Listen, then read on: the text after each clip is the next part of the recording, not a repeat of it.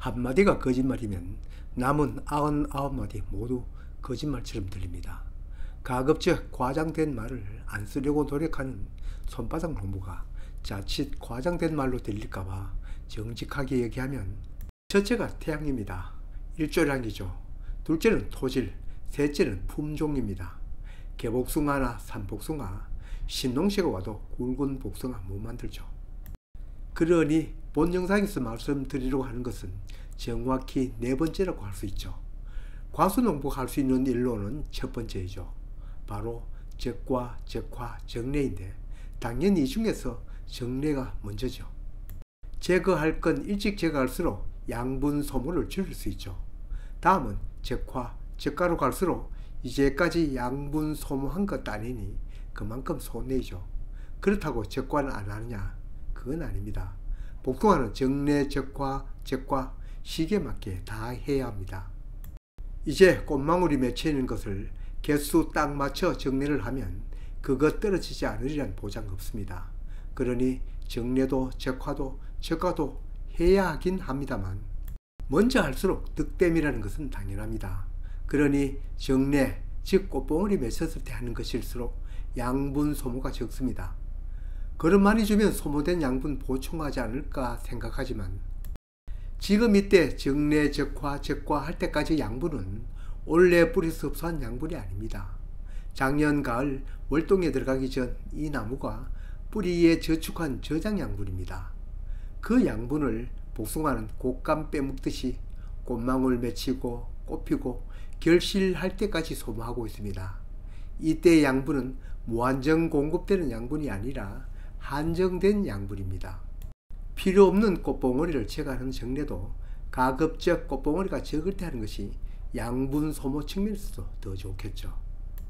사과는 낙과 현상이 적지만 복숭아 같은 핵과류는 달린 시점부터 수확 때까지 낙과가 많습니다.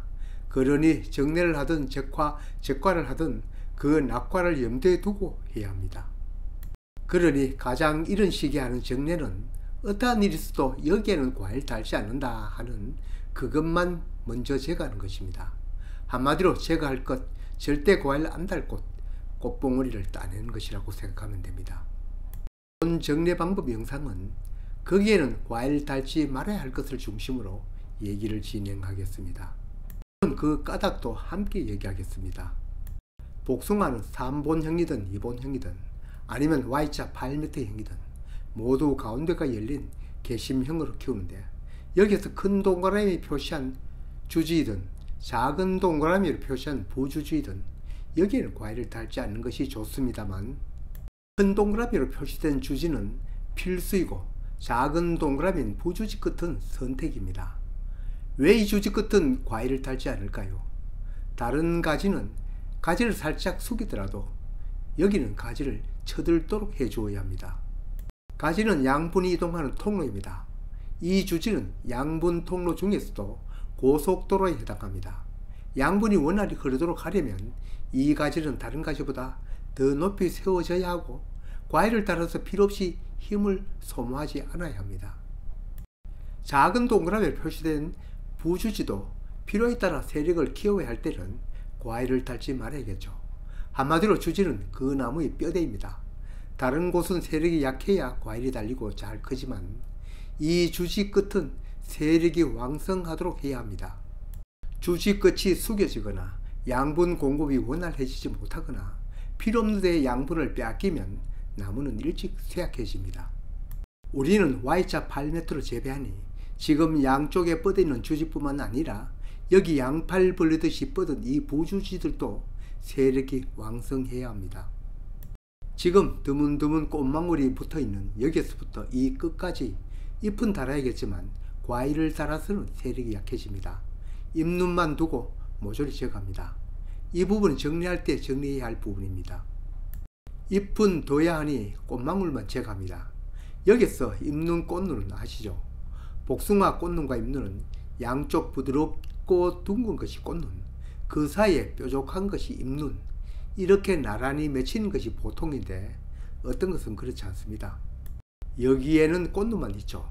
이런 꽃눈만 있는 것도 드문드문 보이지만 특히 단과제에는 가지 끝에만 잎눈이 있습니다.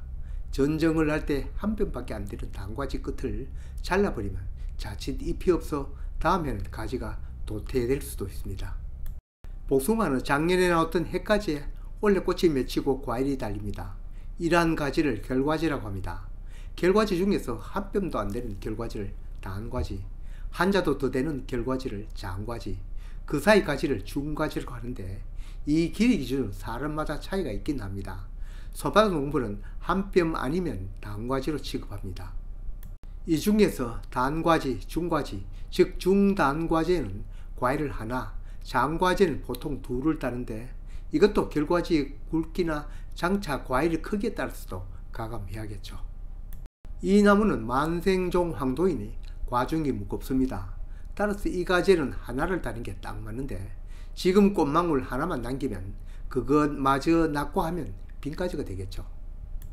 여분으로 두세 개 남기면 되겠습니다. 그럼 뭘 남길까요? 이 결과지 등에 난 꽃망울은 모두 제거합니다. 여기에는 과일을 달 수 없습니다. 나중 과수 봉지도 모자 쓰듯 씌울 수도 없고 봉지를 안 달더라도 이 등에 나 있는 과일을 잘 떨어집니다. 뿐만 아니라 햇빛을 바로 받아 과일이 열과가 되기 쉽습니다. 단과지든 장과지든 가지 등에는 과일을 달지 않습니다. 모두 제거하는데 이건 잎눈 꽃눈 구별하지 말고 모두 제거해도 됩니다. 장차 등에 난 가지는 다음 해 결과지로도 좋지 않고 도장지만 됩니다. 그럼 이렇게 세워진 가지는 어느 쪽이 등이 되겠습니까? 과일이 달리면 자연적 눕혀질 것이고 그 눕혀지는 쪽으로 해서 위쪽이 등 쪽이 되겠습니다. 이러한 장과지는 두 개를 달아도 되겠죠. 이것도 마찬가지. 등에 난 꽃망울은 모조리 제거한 후 이제 남겨야 할 꽃망울은 옆에 난 꽃망울이나 아래로 향하는 꽃망울을 남기는데 이것도 위치를 생각해야 합니다.